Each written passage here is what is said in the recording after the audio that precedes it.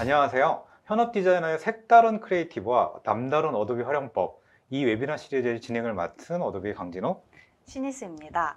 오늘 웨비나에서는 국내 대표 엔터테인먼트 하이브의 3D 모션 그래픽 디자이너를 모셨습니다. 그러면 오늘 꿀팁을 이야기해 주실 하이브에서 오신 김초롱님과 함께 인사를 나눠보도록 하겠습니다. 안녕하세요. 안녕하세요. 네, 간단하게 소개 부탁드립니다. 네, 안녕하세요. 저는 하이브에서 모션 그래픽 디자이너로 근무하고 있는 김철홍이라고 합니다.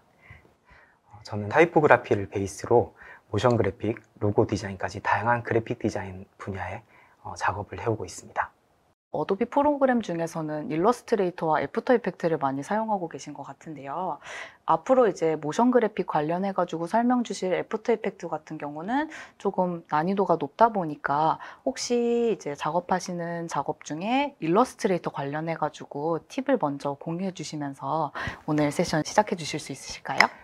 네, 알겠습니다. 일러스트 관련 팁들부터 먼저 시작해 보도록 하겠습니다. 네, 첫 번째로 제가 소개해 드릴 팁은 컨트라스트 폰트를 두께를 조절하는 오프셋 패스를 이용해서 두께를 조절하는 기능을 먼저 설명드리도록 할 텐데요.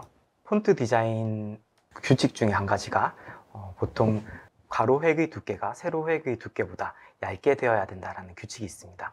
이러한 규칙이 좀 극대화된 폰트들이 컨트라스트가 강하다라고 보통 표현을 하는데요. 이렇게 콘트라스트가 강한 폰트들에게 폰트의 두께를 조절하기 위해서 보통 저희가 오프셋 패스라는 기능을 많이 사용을 하죠. 그래서 제가 이 폰트를 오프셋 패스를 이용해서 두께를 한번 조절해 보도록 하겠습니다. 이렇게 조절했을 경우에는 폰트의 원래 가진 특성인 그 가로획과 세로획의 두께 차이가 같은 간격으로 두께를 조절했기 때문에 좀 저조해지는 단점이 있는데요. 이런 것을 좀 방지하고자 오프셋 패스를 했을 때도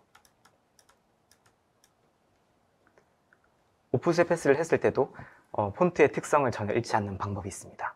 먼저 폰트의 두께를 조절하기 전에 세로축의 크기를 먼저 늘려주고 난 다음에 그 다음에 오프셋 패스를 하고 이전에 오리지널 오브젝트를 지우고 다시 세로 크기를 원래대로 조절을 한다면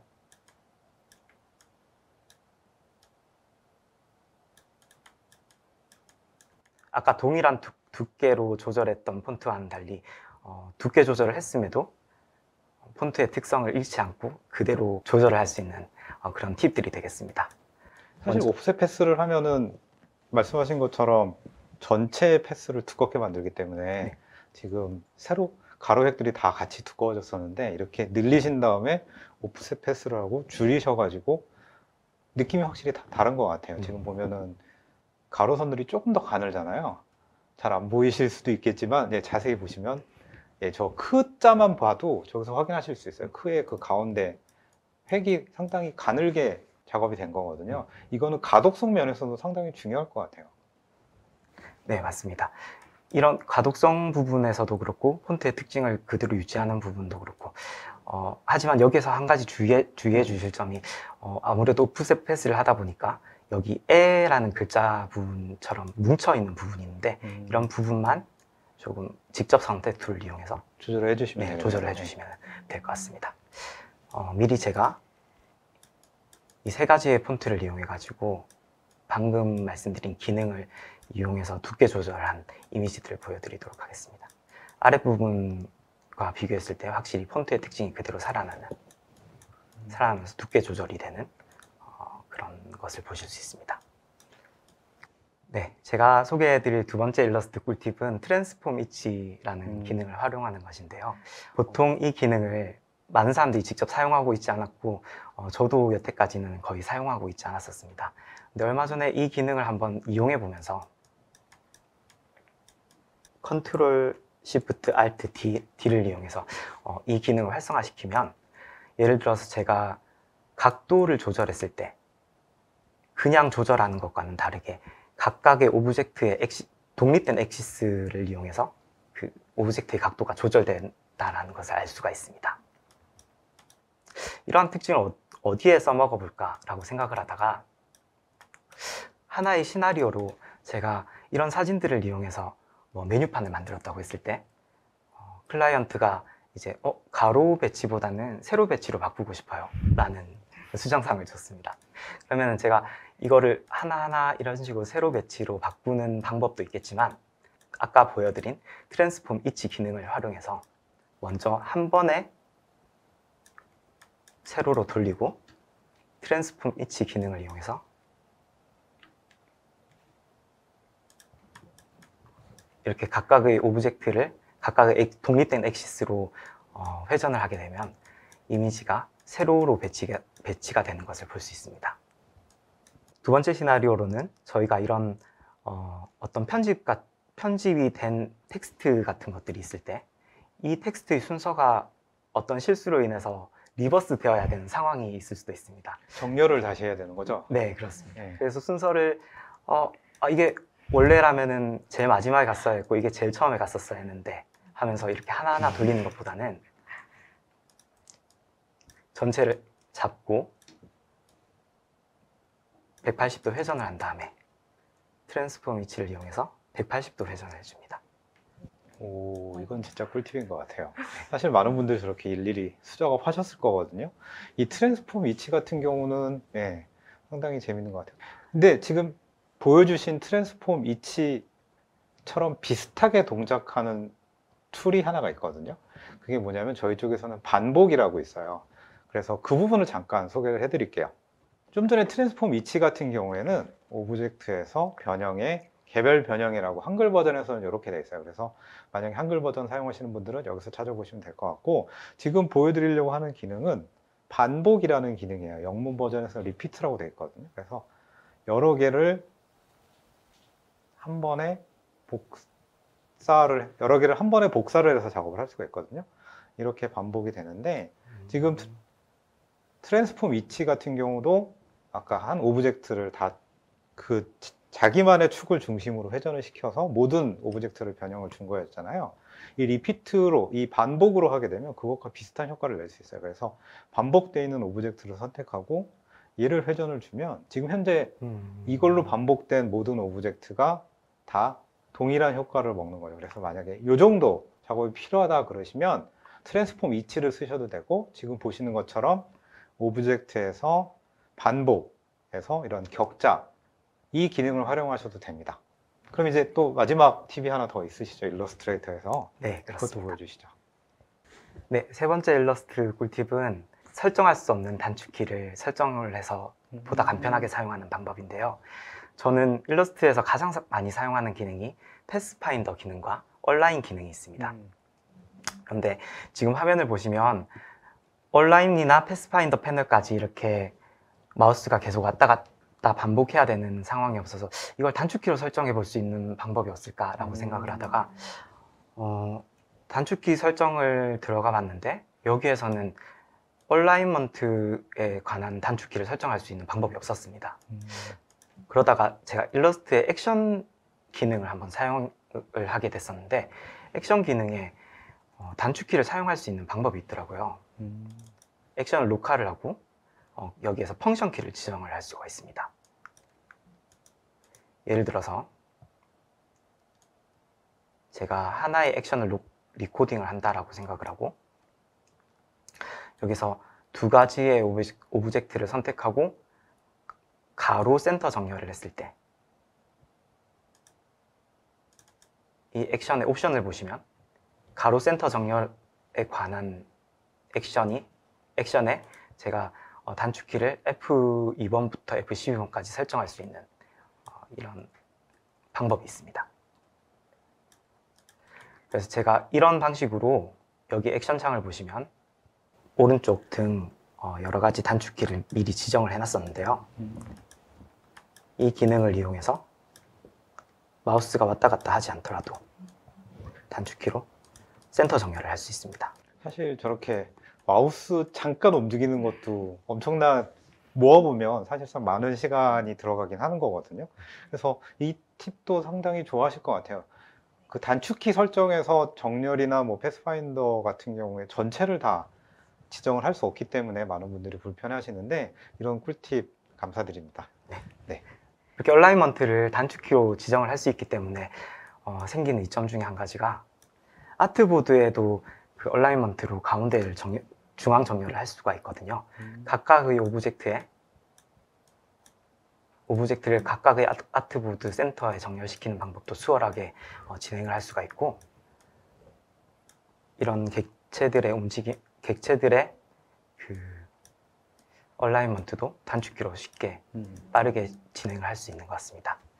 그리고 한 가지 더 팁은 우리가 일러스트에서 이미지를 임포트를 시킨다고 했을 때 이렇게 드래그 앤 드랍을 이용해서 이미지를 임포트를 시켰습니다.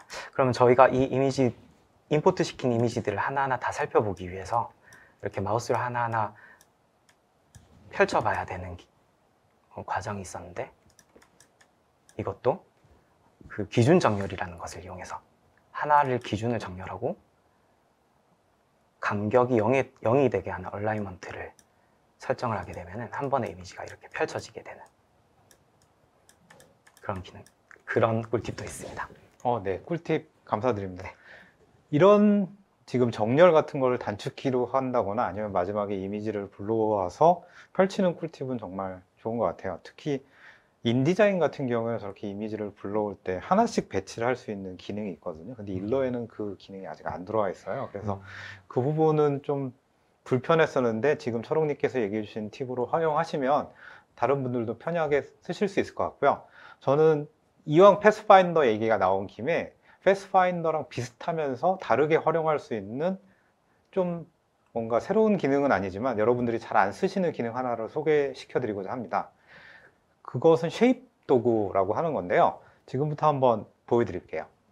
그래서 아까 했던 오브젝트 두 개가 있는데 이 두 개를 선택을 하고 이걸 뭐 패스파인더를 써가지고 쪼갠다거나 붙인다거나 작업을 할 때 여기에 있는 쉐입 도구, 도형 구성이라고 되어 있는 거거든요. 지금 보시는 툴팁에서 보시는 것처럼 이렇게 합치거나 나누는 걸 간단하게 하실 수가 있어요. 그래서 이 툴을 선택을 하고 이 두 개를 합치겠다 그러면 이렇게 이어주면 되고요.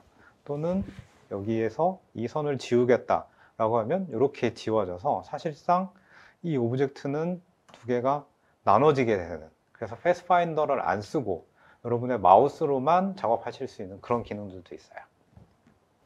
네, 지금까지 일러스트레이터 관련해서 많은 꿀팁을 알려주셨는데요. 원래 본업은 3D 모션 그래픽 디자이너이시잖아요. 그래서 이제 앞으로는 조금 더 이제 3D 모션 그래픽 관련해가지고 소개를 해주시면 좋을 것 같습니다.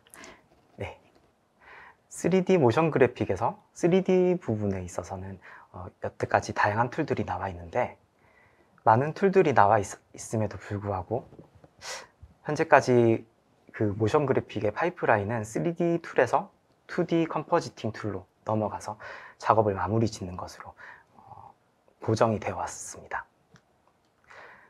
이러한 과정에서 3D 베이스로 모션 그래픽을 시작하신 분들은 아무래도 3D에 높은 비중을 두시고 컴포지팅에서 조금 짧게 시간을 들이시는 반면에, 또 2D로 모션 그래픽을 시작하신 분들은 3D라는 툴을 좀 보조적인 툴로서 그런 관점으로 활용을 하고 계시는 것 같습니다.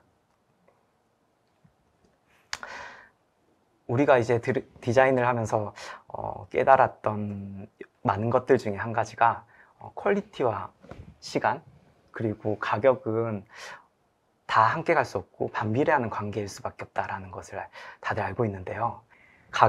월급이라는 가격은 이미 정해져 있는 거고, 듀데이 같은 경우도, 시간도 저희가 임의로 설정할 수 없는 그런 부분들이 조금 있습니다. 저희가 하나의 프로젝트에서 열심히 노력할 수 있는 부분은 퀄리티를 높이는 방법밖에 없는데요. 사실 또 퀄리티는 시간이잖아요. 네, 맞습니다. 시간이 필요한 게 퀄리티인데 월급은 그대로고 퀄리티는 올려야 되면 근무 시간이 늘어나는 건가요? 네, 맞습니다. 이런 부분에 있어서 저도 더 많은 베리에이션을 치고 더 많은 작업물의 과정을 보기 위해서 원래 3D에 초점이 맞춰져 있던 시간 분배를 3D에서 조금 줄이고 2D 룩뎁을 통해서 작업물의 퀄리티를, 한정된 시간 안에 작업물의 퀄리티를 올려가는 방법을 조금씩 연구해 왔었습니다. 오늘 제가 여러분들에게 공유해 드릴 내용은 애프터 이펙트 2D 컴포지팅 비중을 높여서 3D 과정을 조금 간소화할 수 있는 방법들을 공유해 드리려고 합니다.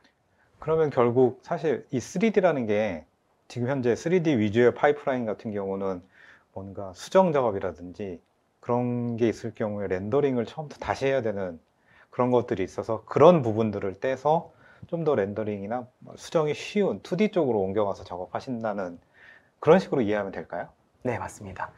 2D에서 수정할 수 있는 수정 사항들은 2D까지만 돌아가가지고 수정을 진행하면 되지만 3D의 높은 비중을 가진 작업물들은 일반적으로 어떤 수정 사항이 주어졌을 때 예를 들어서 파이프라인 처음부터 다시 그쵸. 모든 작업들을 네. 시작해야 되는 그런 단점이 있는 것이죠.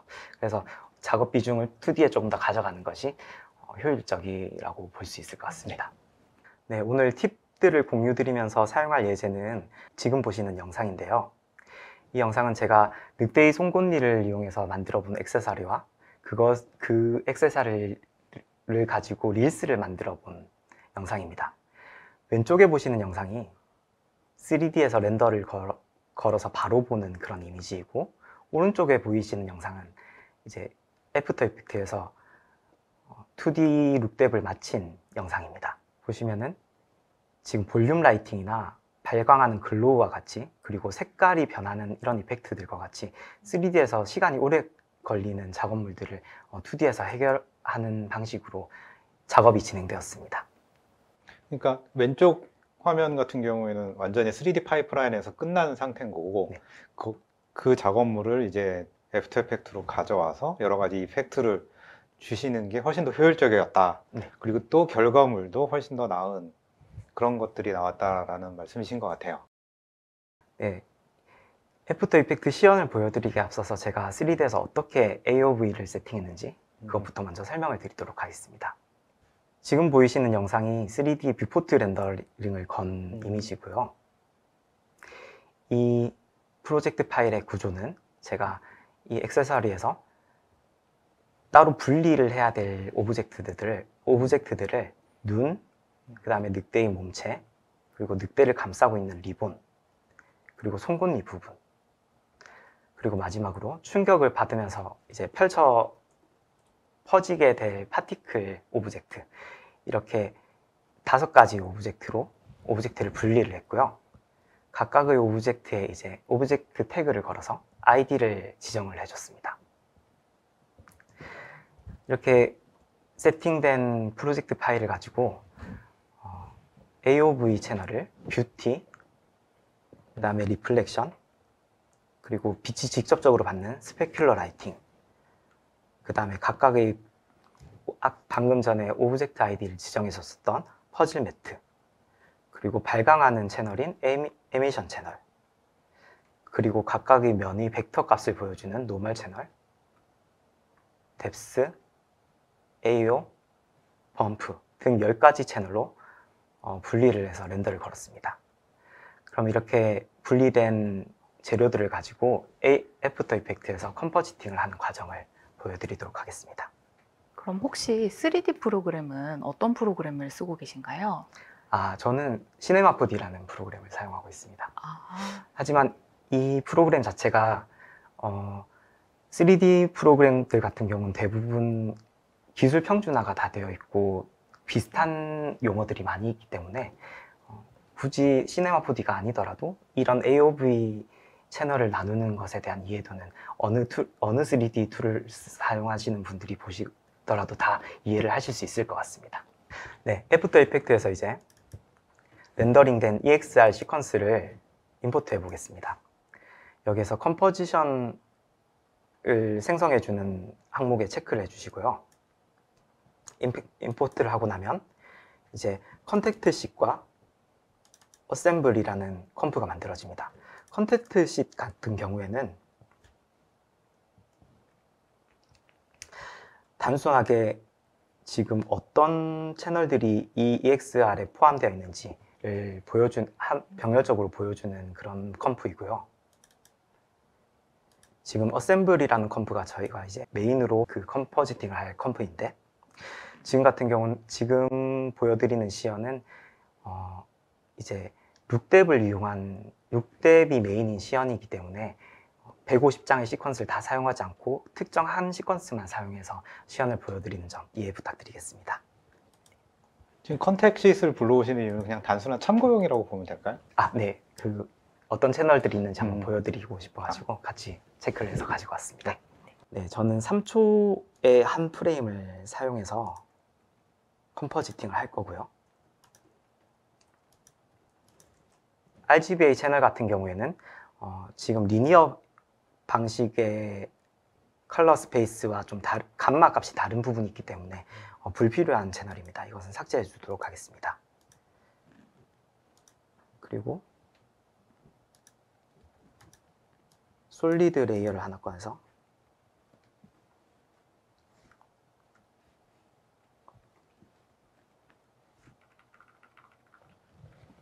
참고로 지금 초롱님께서 사용하고 계신 검색 툴은 FX 콘솔이라는 별도의 플러그인입니다. 그래서 애프터 이펙트에서 효과가 워낙 많기 때문에 그것을 검색할 때 유용하게 쓰실 수 있어요. 근데 맥 최신 OS는 아직 지원 안 하는 것 같더라고요. 네, 그건 참고 삼아 알려드렸습니다. 꼭 필요한 프로그램은 아니고 좀 편의를 위해서 그쵸. 사용하는 프로그램입니다. 많은 분들이 쓰고 네. 계세요. FX 콘솔 같은 경우. 투명한 배경을 표시하기 위해서 솔리드 레이어를 하나 생성을 했고, 분리 조립을 하기 이전에 레이어의 이름부터 저희가 좀 알기 쉽도록 정리를 먼저 해보도록 하겠습니다. 네. 각각의 앞에 이니셜만 따가지고 아무래도 뒤에 뭐가 많이 붙어 있으니까 정리하는 게 좀 깔끔하게 보이긴 하겠네요. 그리고 퍼즐 매트 같은 레이어의 경우에는 여기에 RGB의 채널을 이용해서 저희가 이제 향후에 마스크를 거는 용도로 사용을 할 것입니다. 근데 이 퍼즐 매트라는 레이어 이름 자체가 직관적이지 않기 때문에 그렇죠. RGB 각각 채널에 어떤 마스크가 걸려 있는지를 바로 알아채기 위해서 각각 어느 오브젝트의 마스크를 갖고 있는지를 RGB로 표현한 것인데 그거를 이제 보기 좋게 네. 이름으로 정리하자고 해주시는 거죠. 네, RGB 순서대로 그 늑대의 몸체, 그 다음에 리본, 그 다음에 송곳니, 이렇게 RGB 순서대로 정리를 하고 밑에 것도 마찬가지로 레이어 이름을 정리하도록 하겠습니다.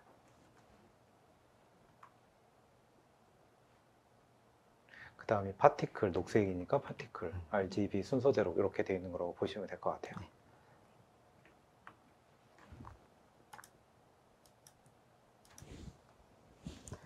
네, 그래서 이렇게 레이어 이름을 다 정리하고 난 다음에 저 같은 경우에는 여기 나와 있는 컴프들의 비전을 끈 상태에서 솔리드 레이어의 복사를 이용해 가지고 컴포지팅을 하는 방식을 사용합니다. 이제 제일 처음에 늑대의 몸체부터 컴포지팅을 시작할 텐데 네. 먼저 에미션 채널을 복사를 하고 그 다음 리플렉션 채널,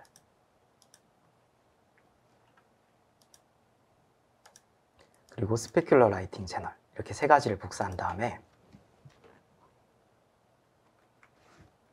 샘매트라는 이펙트를 이용해서 아까 레이어 이름을 지정해서 해줬던 퍼즐 매트 레이어에 매트로 지정을 합니다. 그리고 첫 번째가 레드니까 울프, 이런 식으로 울프 몸체에 대한 이펙트가 조립이 되었습니다. 그러니까 지금 작업해 주시는 게 블랙 솔리드 24번 레이어에다가 저 세 개의 채널을 연결을 하고 그 다음에 그걸 가지고 이제 퍼즐 매트에 있는 것을 통해서 매트 시키신 거잖아요. 그래서 어떻게 보면은 저 블랙 솔리드 레이어 하나에 다 노드로 연결되어 있는 것처럼 이렇게 작업을 하시는 거라고 보면 될 것 같아요. 네, 제가 지금 이 늑대 몸체를 조립하는 과정을 보시고 좀 의아한 기분이 드실 수도 있을 텐데요. 왜 이 컴프를 그대로 사용을 해가지고 컴포지팅을 하는 게 아니지? 라고 생각을 하실 수도 있는데 제가 이유를 조금 설명드리도록 하겠습니다. 자, 완성된 영상의 하나의 이미지를 봤을 때 여기에서 두 가지의 이펙트를 예를 들어서 설명을 드릴 텐데요. 첫 번째는 파티클에서 빛이 펼쳐져 나가는 그런 이펙트, 두 번째는 리본에서 이제 빛이 펼쳐져 나가는 이펙트. 이 두 가지가 어떻게 만들어졌냐면 제일 처음에 노멀 채널을 이용해서 블루를 부스트업을 시키고 여기에 엣지를 찾아주는 이펙트를 사용하고 여기에 이제부터 각각의 마스크를 걸고 필요한 추가적인 이펙트를 사용해서 두 가지 이펙트를 완성해냈습니다. 그런데 이 과정을 보시면은 첫 번째 세 가지 단계가 반복된다라는 걸 느끼실 수가 있는데요. 사실 우리가 이펙트를 컴프를 가지고 거기에 적층되는 이펙트를 쌓아서 사용할 경우에는 이런 그 반복적인 계산에 컴퓨팅 리소스가 낭비가 되게 되고 여기에서 렌더링 시간이 추가가 되고 추후에 저희가 수정을 하는 데 있어서도 더 많은 시간이 소요가 되게 됩니다. 네, 혹시 그러면 이런 작업을 하셨을 때 애프터 이펙트를 주로 사용하시기 전에 혹시 다른 툴을 사용하신 경우가 있으셨을까요?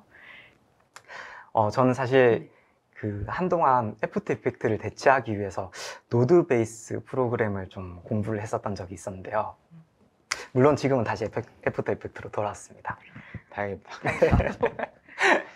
공부를 해서 사용했던 퓨전이라는 프로그램과 애프터 이펙트라는 프로그램을 특장점을 좀 비교해 보자면 애프터 이펙트는 타임라인 위에서 레이어를 적층하는 방식으로 컴포지팅을 하는 구조이고 반면에 퓨전은 각 노드를 연결해 가지고 컴포지팅을 하는 프로그램입니다.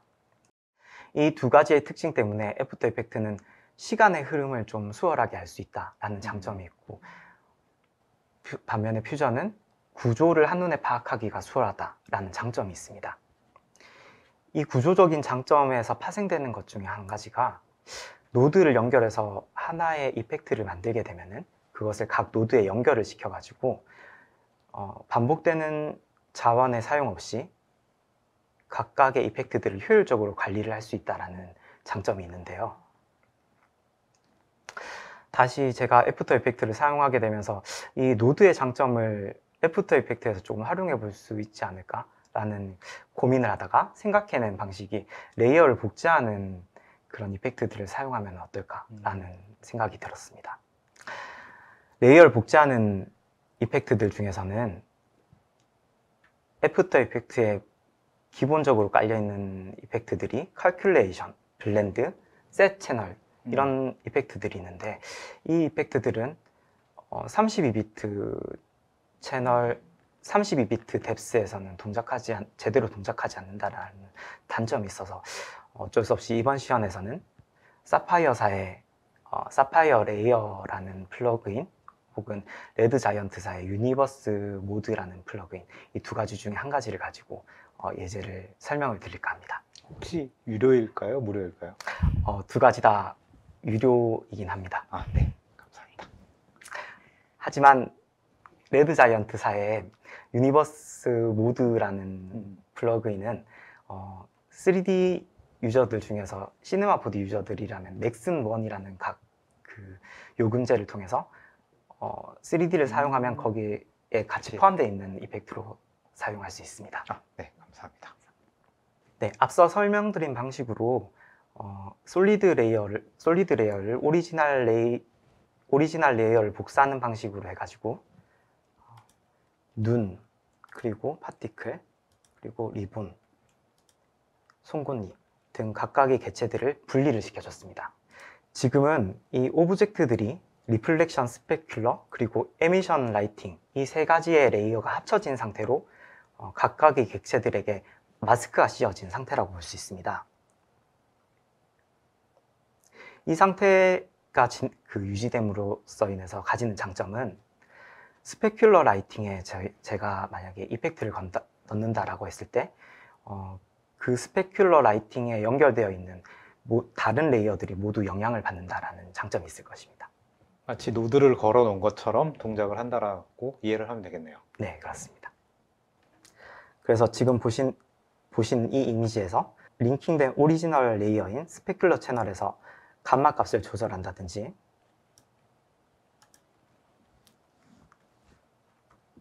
아니면 색조를 변경한다든지 했을 때 모든 레이어에 동일하게 이펙트가 적용되는 것을 볼 수가 있습니다. 이렇게 레이어의 적층 방식을 이용해 가지고 늑대의 몸체가 빛나는 그런 이펙트 레이어를 하나 만들었는데요. 보시면 이 레이어를 솔로로 해가지고 이펙트를 만든 방식을 설명드리도록 하겠습니다.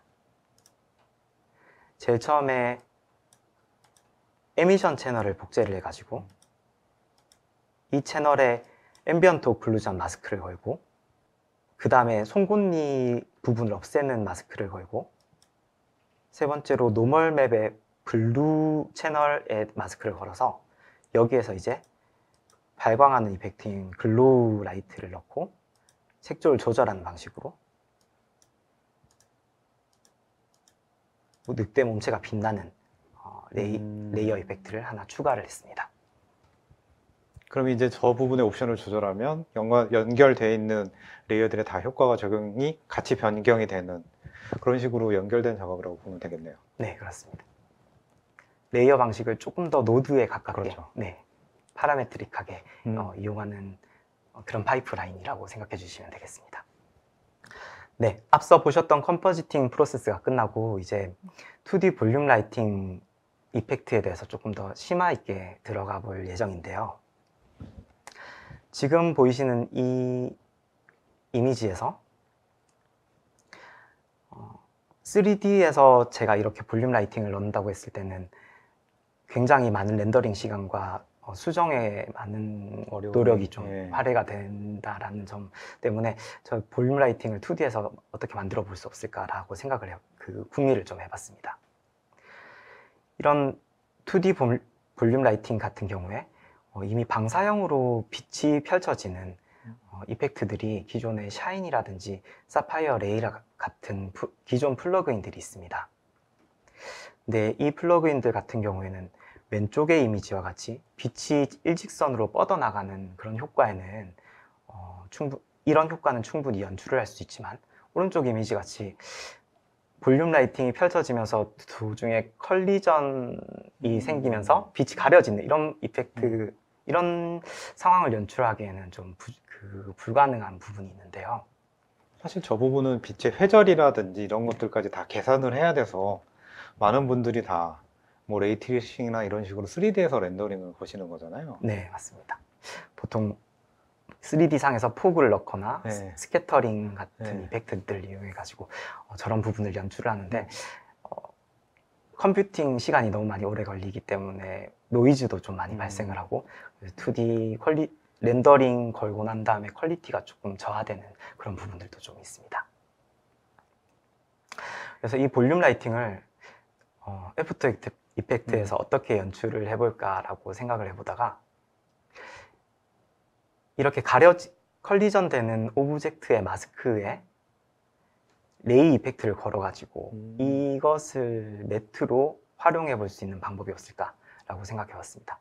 그래서 러프한 파이프라인 같은 경우는 뎁스맵에서 처음 시작해서 이것을 반전시키고 컬리전이 되어야 하는 부분에 매트를 걸고 그 다음에 레이 이펙트를 주고 난 다음에 다시 반전을 시켜가지고 이 이미지를 마스크 혹은 매트로 활용해가지고 볼륨 라이팅을 연출하는 방법을 좀 생각해 봤습니다. 네, 그래서 지금 상태의 이미지에서 이제 볼륨 라이팅을 한번 연출해 볼 텐데요.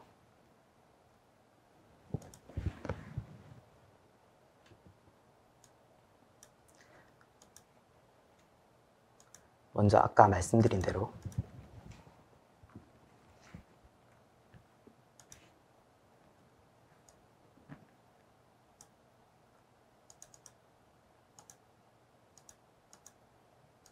뎁스맵을 먼저 복사를 하고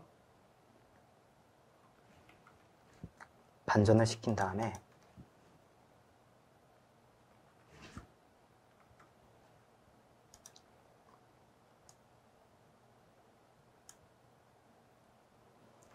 빛이 컬리전 되는 레이어인 파티클을 마스크를 씌워서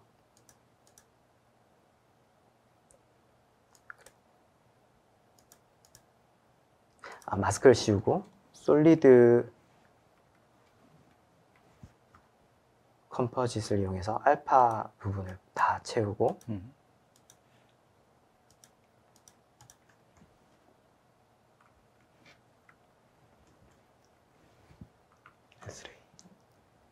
여기에서 이제 그 레이 이펙트를 넣는 것입니다. 그리고 마지막으로 다시 인버트를 시키고 나면은 아까 제가 구상했던 그런 이미지가 만들어졌습니다. 아까 장표를 보여주셨던 것을 이제 애프터 이펙트에서 하나씩 만드는 걸 보여주신 거라고 보면 될 것 같아요. 네. 그리고 이 이미지를 이용해서 이제 볼륨 라이팅을 연출을 할 텐데, 제가 미리 만들어 온 이미지를 먼저 살펴보신다라고 한다면, 늑대의 몸체에서 빛이 나오는 레이어에 방금 제작했던 그 컬리전 레이어를 이용해 가지고 볼륨 라이팅을 연출하는 방법, 그 다음에 라이트 리킹 같은 무드를 활용할 수 있는 레이어에 역시 매트를 걸어 가지고 볼륨 라이팅을 연출했고, 그 다음에 포그를 추가해 주는 레이어에도 역시 매트를 걸어 가지고 볼륨 라이팅을 연출을 했습니다. 네, 그래서 이렇게 여러 가지 이펙트들을 링킹 방식을 이용해 가지고 컴포지팅을 해서 최종 완성된 컴포지팅 영상을 공유드리겠습니다. 실제로 저 작업이 만약에 전부 3D 파이프라인에서 이루어졌다면 저런 볼륨 라이팅 때문에 렌더링 되는 시간이 상당히 많이 들었을 것 같은데, 실제로 3D 프로그램에서 작업하셨을 때랑 이렇게 2D로 옮겨서 많은 부분을 2D에서 볼륨 라이팅을 작업을 했을 때 실제로 줄어드는 시간의 체감 효과는 어떠셨어요? 시간적으로 저희가 체감할 수, 현업자가 체감할 수 있는 그런 부분들 같은 경우는 첫 번째 작업했을 때는 그냥 렌더링 시간 정도? 그 정도 줄어드는 것밖에 느껴지지 못합니다. 근데 이게 저희가 현업에서 이제 하나의 프로젝트를 작업을 하다 보면은 여러 가지 수정사항들과 그쵸.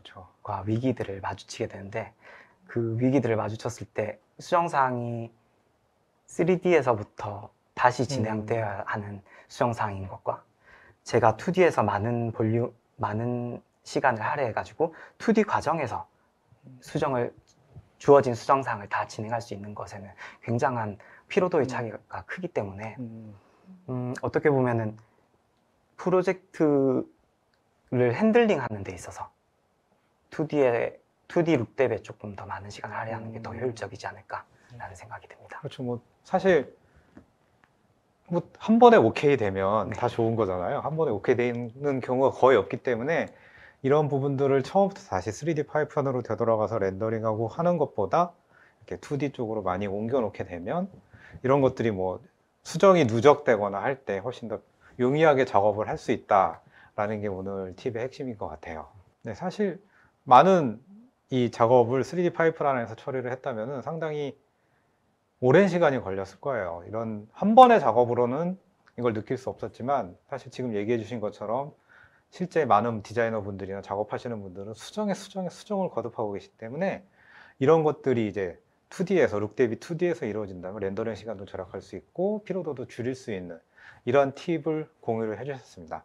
네, 오늘 이렇게 하이브의 디자이너 분께서 귀한 시간 내주셔가지고 실무자분들께 도움이 될 만한 유익한 내용을 공유를 해주셔서 정말 감사드립니다. 오늘 준비한 웨비나는 여기서 마치도록 하겠습니다. 여러분 감사합니다. 안녕.